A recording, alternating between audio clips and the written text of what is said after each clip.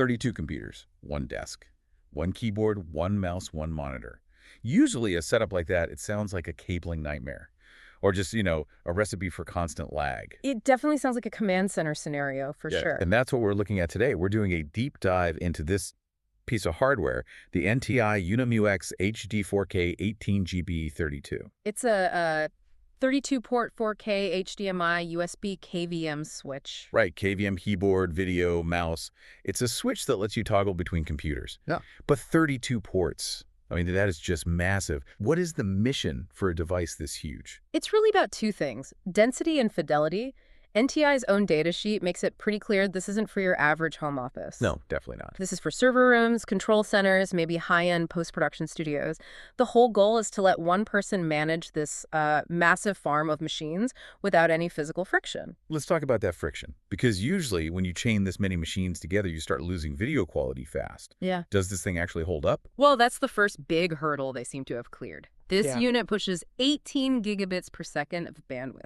Which, in the real world, what does that translate to for viewing? Uncompressed 4K. And I mean proper 4K. We're talking 3840 by 2160, or even true cinema 4K at a full 60 hertz. Wow. A lot of cheaper switches, they compress the signal, you get artifacts, screen tearing.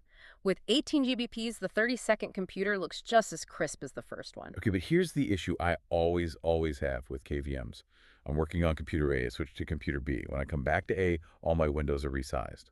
Or worse, the computer's gone to sleep because it thinks I unplugged the keyboard. Ah, yes, the dreaded handshake loss.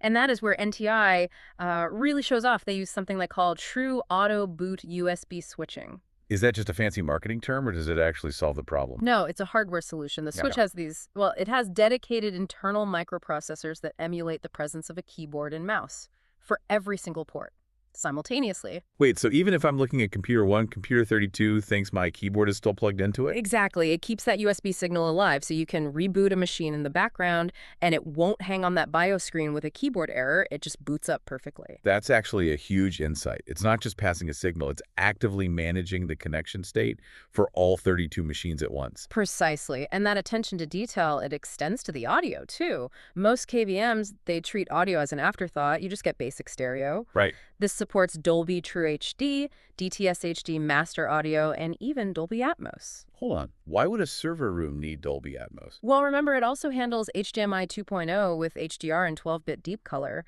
So if you're a video editor or a sound engineer working on multiple rendering rigs, you need to hear and see the raw output. You can't have the switch degrading it. I see. So it becomes a tool for media production, not just IT. Exactly.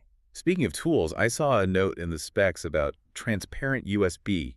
How is that different from the normal keyboard ports? Transparent just means the switch doesn't try to interpret the device. It just opens up a tunnel for it.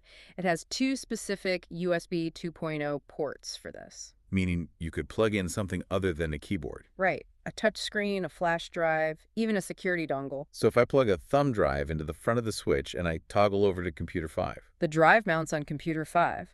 Toggle to computer 12, it mounts there. It supports speeds up to 480 MIDI-Ps, so you can share physical tools across the whole network without unplugging a single thing.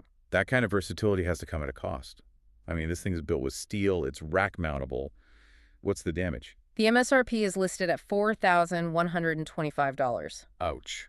Okay, that is a serious investment. It is, but you also have to look at the TAA compliance. That means it meets the Trade Agreements Act, which is mandatory for U.S. government procurement. So this is built for defense contractors, government agencies, places where reliability is absolutely non-negotiable. That's it. It's expensive, yes, but it replaces 31 monitors, keyboards, and mice.